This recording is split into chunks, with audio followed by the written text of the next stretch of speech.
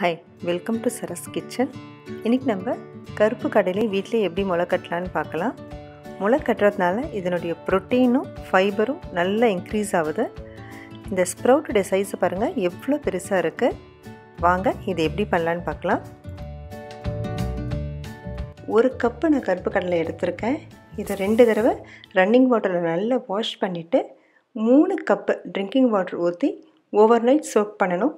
அதாவது 12 hours choke பண்ண போகிறேன். 12 ஹவர்ஸ் பொறுத்து பார்த்திங்கன்னா கடலை இந்த மாதிரி நல்லா டபுள் த சைஸ் ஆகிருக்கும். நல்ல குவாலிட்டியான கடலை யூஸ் பண்ணோம்னா கண்டிப்பாக நல்ல ஊறி இந்த மாதிரி வந்திருக்கும். அப்போ தான் ஈஸியாக நம்மளுக்கு முளை கட்ட வரும். நான் ஆர்கானிக் யூஸ் பண்ணுறேன்.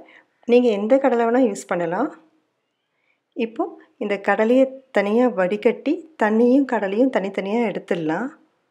இந்த தண்ணியை நீங்கள் சாம்பார் வைக்கிறதுக்கோ குழம்பு வைக்கிறதுக்கோ இல்லை சப்ஜி செய்கிறதுக்கோ யூஸ் பண்ணிக்கலாம். அப்படி உங்களுக்கு பிடிக்கல அப்படின்னா நீங்கள் செடியிலையாவது கொட்டிடுங்க. கண்டிப்பாக வேஸ்ட் பண்ணிடாதீங்க.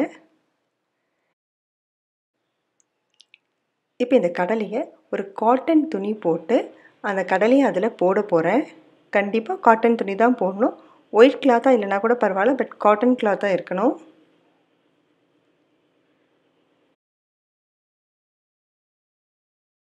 இது ஒரு சின்ன மூட்டை மாதிரி பண்ணி ஒரு கயிறு வச்சோ இல்லை ஒரு ரப்பர் பேண்ட் போட்டோ அதை நல்லா டைட் பண்ணிக்கலாம். அதை நீங்கள் ஒரு ஷெல்ஃபில் ஒரு இடத்துல ஹேங் பண்ணலாம்.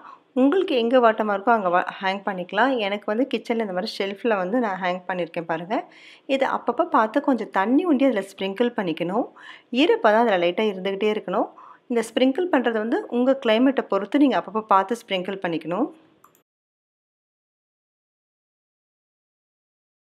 இப்போது இன்னொரு மெத்தட் பார்க்கலாம். ஒரு ஈரமான கிளாத் எடுத்து மீதி இருக்க கடலையை அதில் போட்டு இப்படி எல்லா பக்கமும் அதை க்ளோஸ் பண்ணி அப்படியே அப்சைட் டவுனாக அதை திருப்பி வைக்க போகிறேன். இது ஒரு காய்கறி வடிகட்டியில் வைக்கணும். அந்த பாத்திரம் எத்தனை மாதிரி ஹோல்ஸ் இருந்தால் நல்லது. நீங்கள் அப்பப்போ இதுவும் ஈரமாக இருக்கான்னு பார்த்து தண்ணி தெளித்து விட்டுடணும்.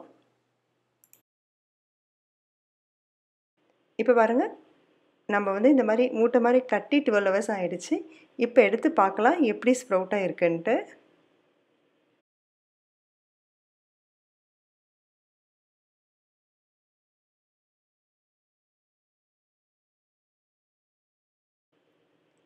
பாருங்கள் எவ்வளோ நல்லா ஸ்ப்ரவுட்டாக இருக்குன்ட்டு. ஆல்மோஸ்ட் ஒரு 95% நல்ல ஸ்ப்ரவுட் வந்திருக்கு. அந்த ஸ்ப்ரவுட்டோட சைஸை பாருங்கள் நீங்கள் எவ்வளோ பெருசாக வந்திருக்குன்னு சொல்லிட்டு.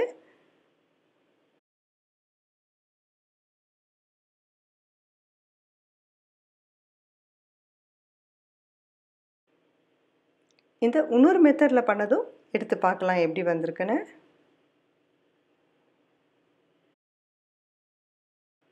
அதுவும் பாருங்கள் அதே மாதிரி நல்ல ஸ்ப்ரவுட் வந்திருக்கு. ஸோ இந்த 2 மெத்தடில் உங்களுக்கு எது ஈஸியாக இருக்கோ நீங்கள் அதை பண்ணலாம். நம்ம கடையில் இந்த ஸ்ப்ரவுட்டட் கடலை வாங்குறதுக்கும் இதுக்கும் உங்களுக்கு நல்ல டிஃப்ரென்ஸ் தெரியும். ரொம்ப ஃப்ரெஷ்ஷாக நம்ம வீட்டிலே கிடைக்கும். இதுக்கு நிறைய நியூட்ரிஷனல் வேல்யூவும் இருக்குது. இதை குக் பண்ணும்போது நம்ம ரொம்ப ஓவர் குக் பண்ணாமல் கரெக்டான தண்ணி ஊற்றி கரெக்டாக குக் பண்ணணும். அப்போ தான் உங்களுக்கு அந்த ஸ்ப்ரவுட் ரொம்ப ஓவர் குக் ஆகாமல் இருக்கும். அது நியூட்ரிஷனல் வேல்யூவும் குறையாமல் இருக்கும்.